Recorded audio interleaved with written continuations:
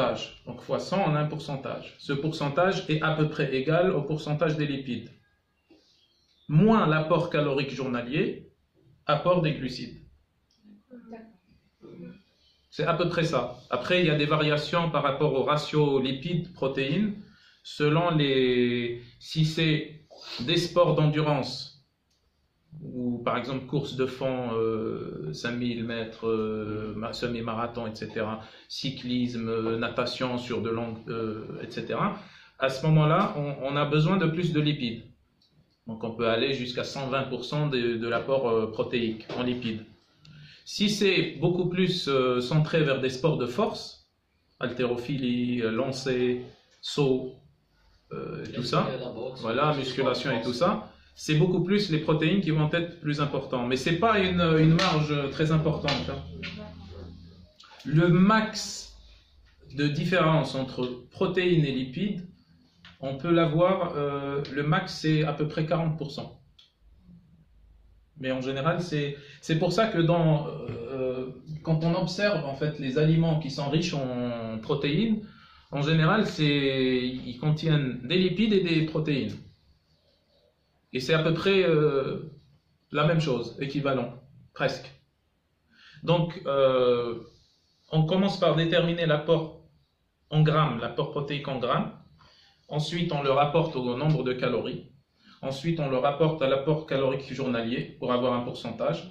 Ensuite, on détermine l'apport calorique lipidique.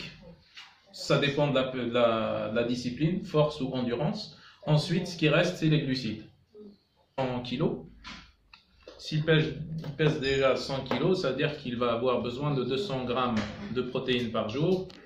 Donc, 1 kilo d'aliments riches en protéines par jour. Bon, ça peut être faisable de répartir sur différents repas, je sais pas, 6, 7 repas.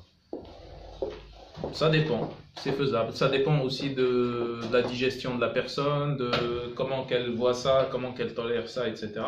Et donc, du coup, dans ce cas-là, on peut avoir recours, mais juste pour cette catégorie, pour compléter un apport qui est déficitaire. Voilà. Après, on peut aussi avoir un débat sur ces activités physiques intenses, très intenses, qui peuvent engendrer un besoin en protéines aussi grand. Est-ce que c'est bon, pourquoi, dans quel objectif, comment ça se fait, etc. Moi, je suis contre tout ça. je suis pour une activité physique santé. Point. Activité physique pour la performance. On est plutôt dans le monde du spectacle que dans le monde de la santé. Maintenant, après, c'est des choix. Bon, on va pas empêcher une personne de faire performance. Performance, ça dépend. Performance, ça dépend. Performance ou performance? Voilà, il y a des gens qui s'entraînent bi-quotidien, tri-quotidien. Est-ce que c'est physiologique? Est-ce que ça peut... Et puis, qu'est-ce que ça va apporter? Une star de bodybuilding, quand il gagne plusieurs millions, le jour où son foie va lâcher, il a les moyens de faire une transplantation du foie, si ça fonctionne.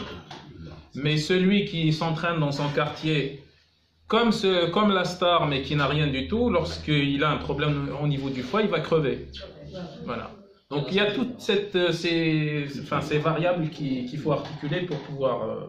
Voilà. Mais supplément nutritionnel, ici je vous ai donné l'exemple des protéines. On parle de whey. La whey protéine, c'est des protéines de lait. Donc si c'est de la whey de bonne qualité, c'est du lait. C'est un concentré de lait. C'est pour les sportifs. Oui, oui. On parle pour une certaine catégorie de sportifs, pas tous les sportifs. Sportifs, bon, on ne parle pas de celui qui fait 3 fois footing par semaine. Et dans le cas où le besoin en protéines n'est pas atteint. Voilà, c'est toujours calculé. Généralement, c'est pour les gens qui font voilà. Tout ce qui est sport de force, mais même aussi pour les marathoniens. Les marathoniens qui font des séances longues de 4h30 ou 5h30 par jour, le besoin en protéines, c'est beaucoup plus important que l'haltérophile qui fait 1 heure d'entraînement par jour. C'est du lait concentré.